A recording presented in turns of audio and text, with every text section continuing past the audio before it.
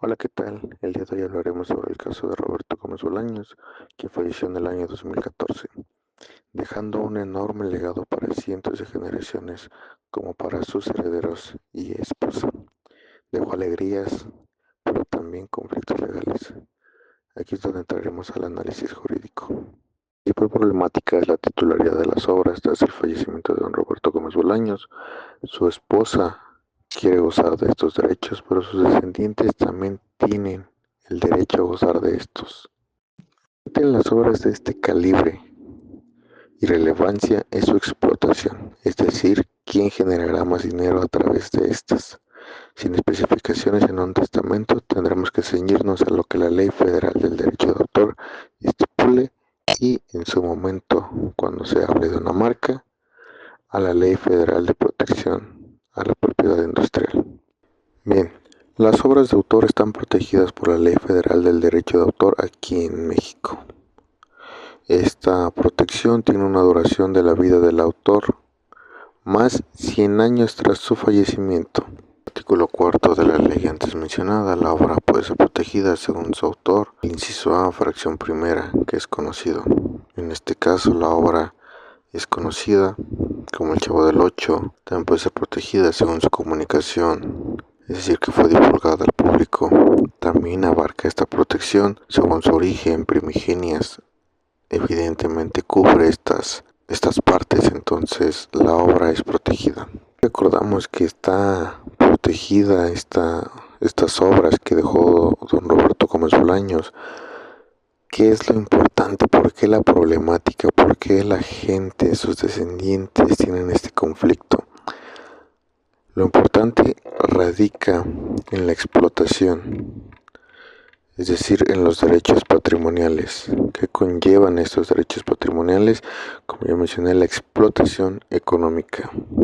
Esto lo marca el artículo 24 de la ley en comento. Y el titular es el autor, sus herederos o cualquier adquiriente de este título acorde al artículo 25. De acuerdo al artículo 26 bis, el autor o sus causahabientes gozarán del derecho para recibir una regalía por la transmisión de estas obras por cualquier medio. En este caso se transmiten a través de televisión, con estas plataformas de streaming que son ViX. Recientemente la serie en Max de Chespirito, la película también que salió recientemente en este periodo. Todas estas obras que derivan de la original, ¿quién gana realmente? De acuerdo al artículo 27 de la Ley Federal del Derecho de Autor, los titulares de los derechos patrimoniales pueden autorizar o prohibir su reproducción, publicación, edición, la comunicación pública, la transmisión pública a través de cualquier medio. Solo los herederos o los titulares del derecho de los derechos patrimoniales tienen estas facultades. La emisión de estos derechos se debe hacer a través de un convenio, contrato, cualquier acto que sea legal, a través de licencias, mismas que deberán ser registradas para que tengan esa validez y quede fijo quién es el titular de estos derechos patrimoniales. Hay un apartado específicamente en el capítulo 6 del contrato de producción audiovisual. Estas obras pueden entrar dentro de este supuesto. En el artículo 68 nos menciona que los autores o los titulares de los derechos patrimoniales serán en exclusiva al productor de los derechos de reproducción, distribución, comunicación pública y subtitulado de la obra, salvo pacto en contrario. Es de otro apartado, el capítulo 3 de la obra cinematográfica y audiovisual.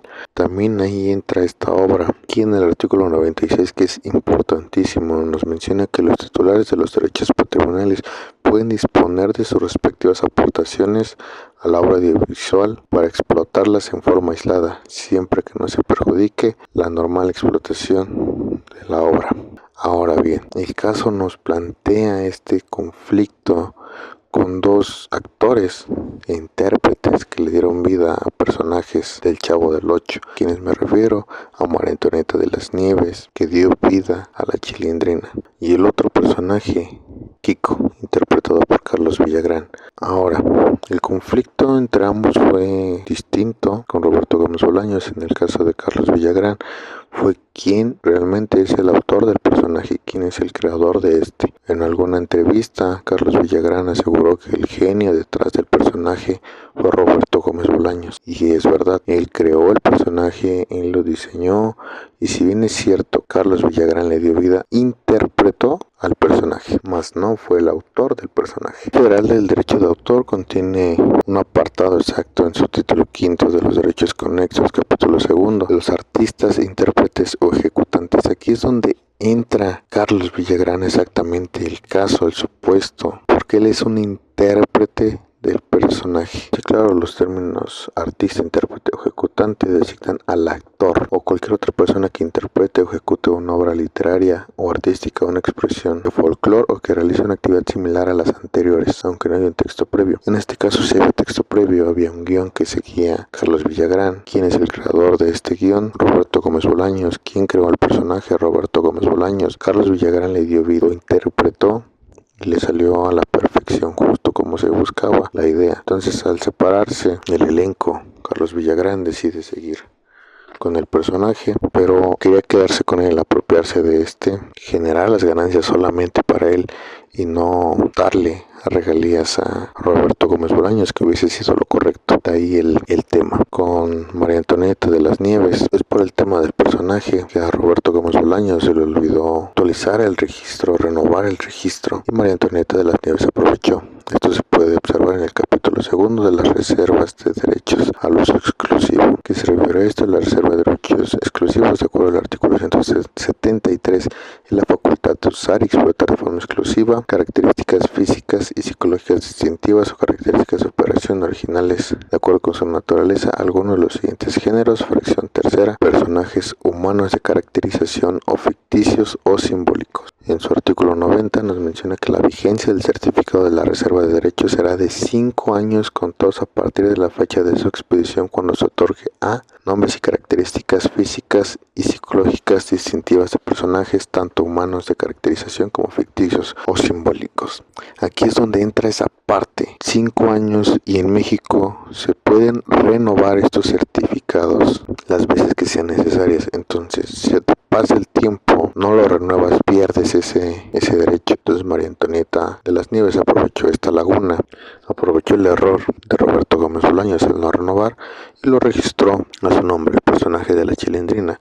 Ese fue el conflicto entre ellos, de la importancia de estar al pendiente de las renovaciones de los personajes. Ahora bien, la marca del Chavo del Ocho se encuentra registrada ante el INPI, Instituto Mexicano de la Propiedad Industrial, que a su vez se encarga de la protección, regulación, la Ley Federal de Protección a la Propiedad Industrial. El Chavo del Ocho y diseño está a nombre de Roberto Gómez Fernández actualmente. Este dato se puede checar a través de una página denominada SIGA, que el INPI, Instituto Mexicano de la Propiedad Industrial, le da a los usuarios las marcas que están registradas, que se encuentran registradas, quiénes son los titulares, desde cuándo y demás datos adicionales. ¿Por qué es importante esto? No solo es la marca, el prestigio, sino también el aviso y nombre comercial. La marca se debe renovar cada 10 años. Entonces, si la marca se empezó a registrar en el 2000, en el 2010 se debe renovar, 2020 se debe de renovar, 2030 se debe de renovar, y estar al pendiente, porque si este tiempo pasa, uno puede registrar la marca. De las marcas en la ley lo pueden observar en el título cuarto de las marcas, avisos y nombres comerciales, capítulo 1 de las marcas. El artículo 171 te define qué se entiende por marca y cómo se constituye una de estas. En el 172, qué puede ser una marca que se entiende y que se puede registrar como marca. La vigencia de 10 años antes mencionada se encuentra en el artículo 178 de la ley antes mencionada. Las marcas también, al igual que los derechos de autor, también se pueden transmitir a través de licencias.